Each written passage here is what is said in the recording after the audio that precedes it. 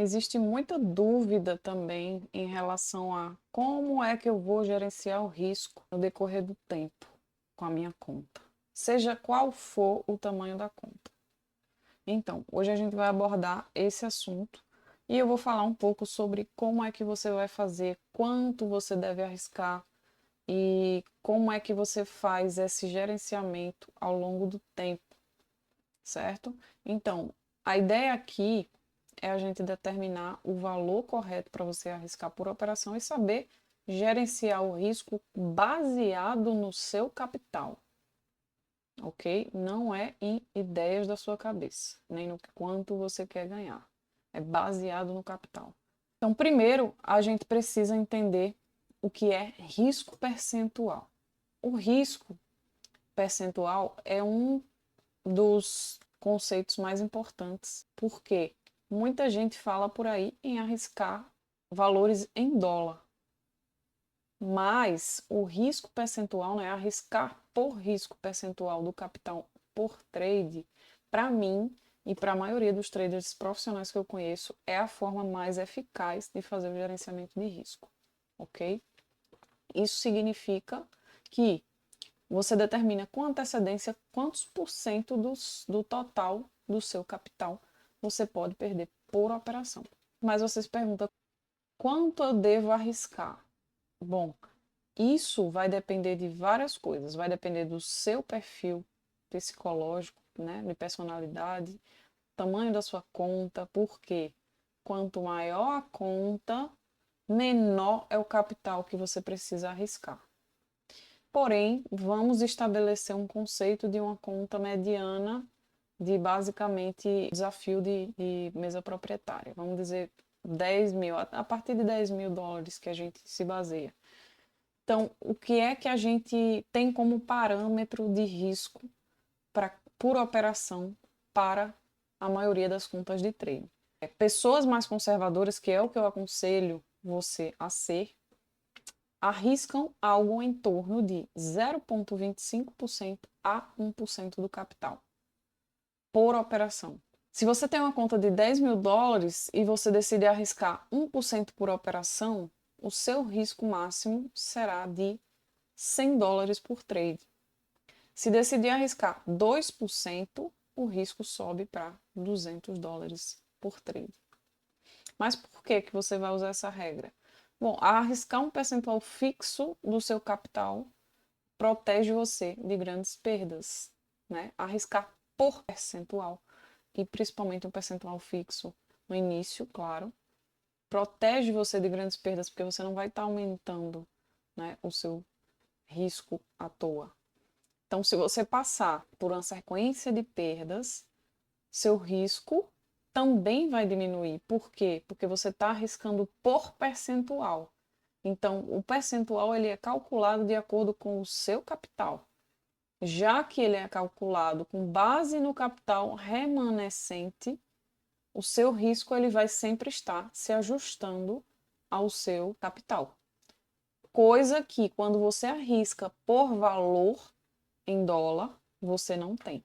Você vai estar arriscando sempre um valor em dólar e aquilo ali vai fazer com que você sempre vá perdendo mais quando você estiver numa sequência de perda. Isso vai dificultar o fato de você quebrar a conta.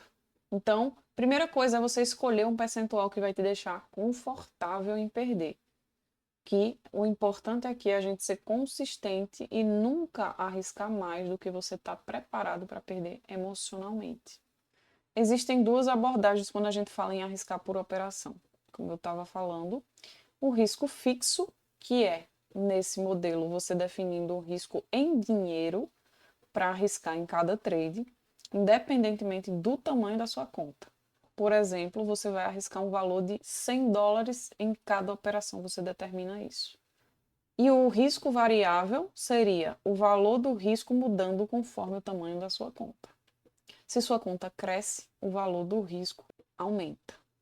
Se a conta diminui, o valor também diminui junto com a conta, proporcionalmente.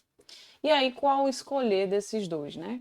Muitos traders profissionais, eles preferem o risco variável, porque ele se ajusta automaticamente conforme a sua conta, conforme o seu capital.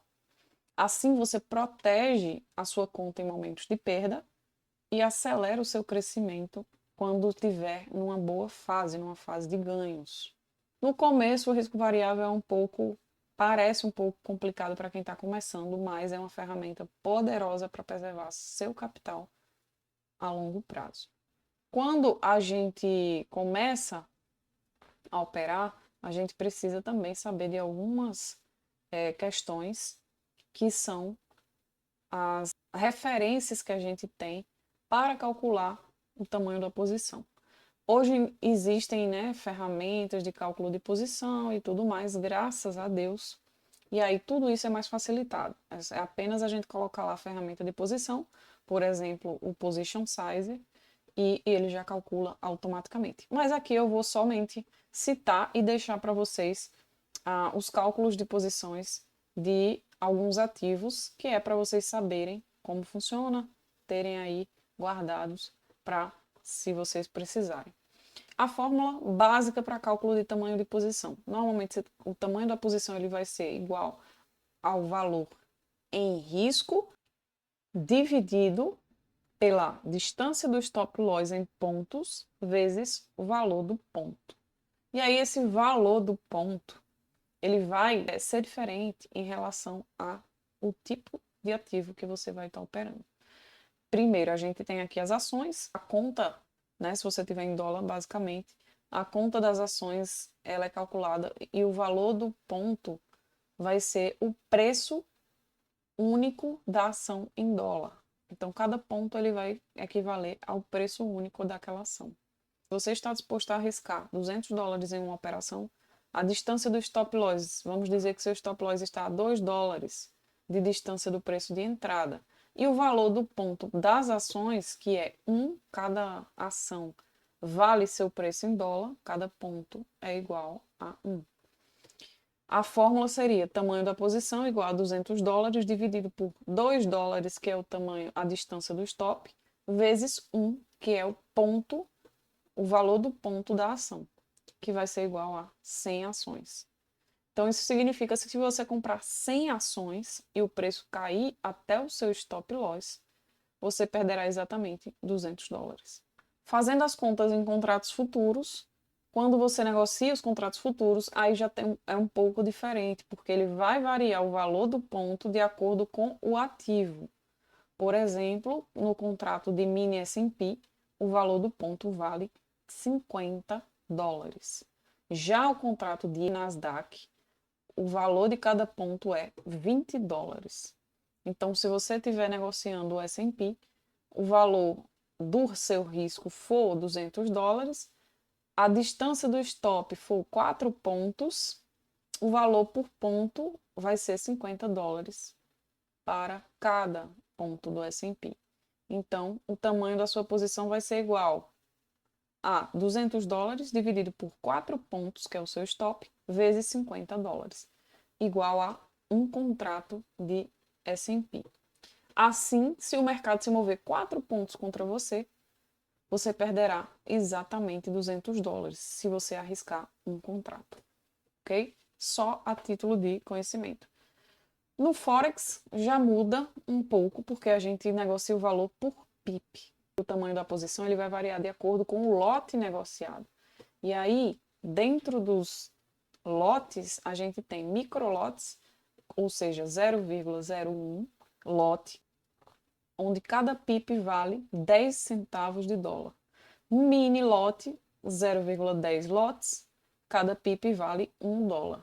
E lote padrão, que é um lote cheio que a gente chama, cada PIP vale $10. Então vamos dizer que você está negociando o EURUSD com um mini lote. O valor em risco é $100. Distância do stop loss é 50 pips de distância. Valor por pip para um mini lote, cada pip vale $1. Então, a fórmula seria: tamanho da posição é igual a $100 dividido por 50 pips vezes $1 igual a 2 mini lotes. Se o mercado se mover 50 pips contra você, sua perda vai ser dessa forma $100. E aqui a gente vai falar sobre como gerenciar uma sequência de perdas. Algumas dicas que sempre falo com vocês, mas aqui a gente volta a frisar.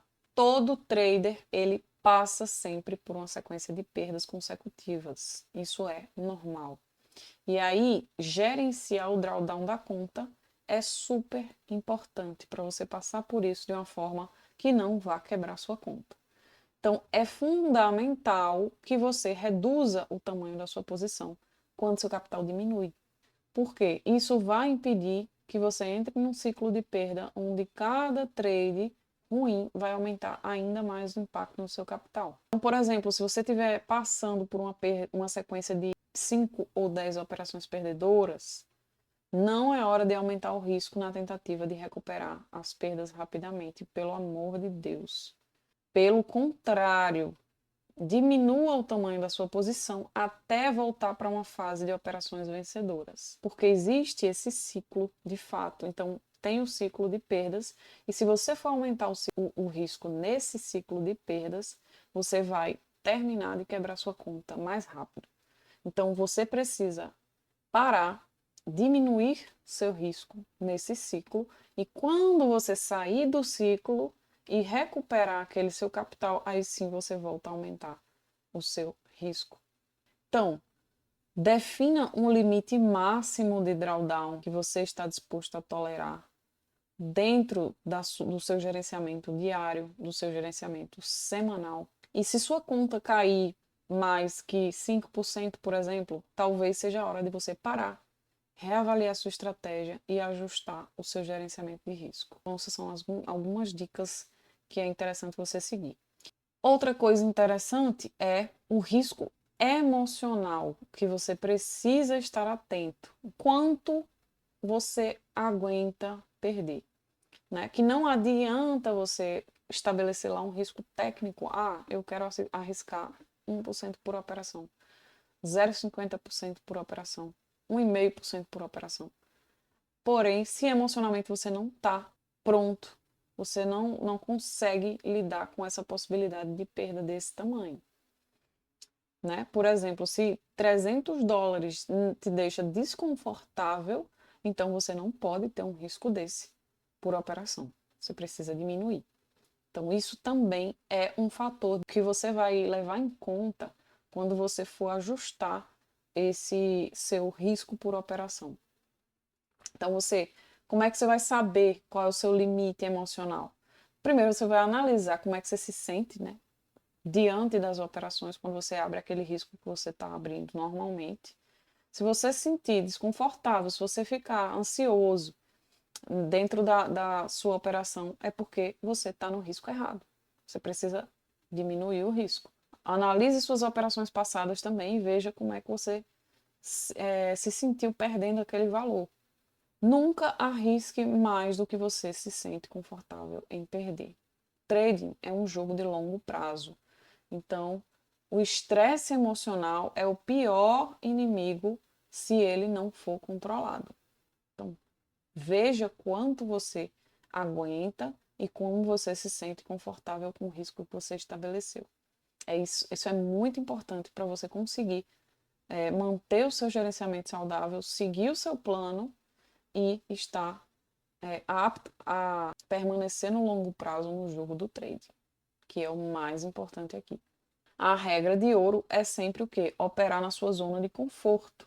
Porque se você estiver constantemente estressado, é hora de você parar e revisar quanto você está arriscando. Reavaliar seu risco conforme sua conta cresce, né? Então, se você estiver no outro cenário, no caso, se você estiver ganhando constantemente aumentando o seu capital, estiver lucrativo, estiver tudo indo bem, de uma maneira estável, não em uma semana, né? Eu estou falando em meses, por exemplo.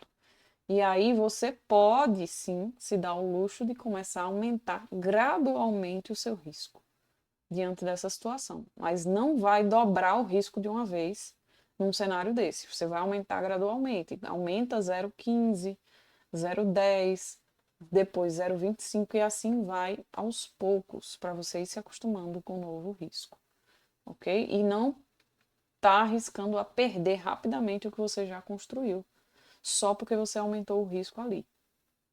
Então, outra dica é revise o seu gerenciamento a cada 3 ou 6 meses, porque aí você consegue ajustar essas mudanças de acordo com a flutuação da sua conta e com o seu próprio desempenho, né? Analisando as suas métricas, obviamente.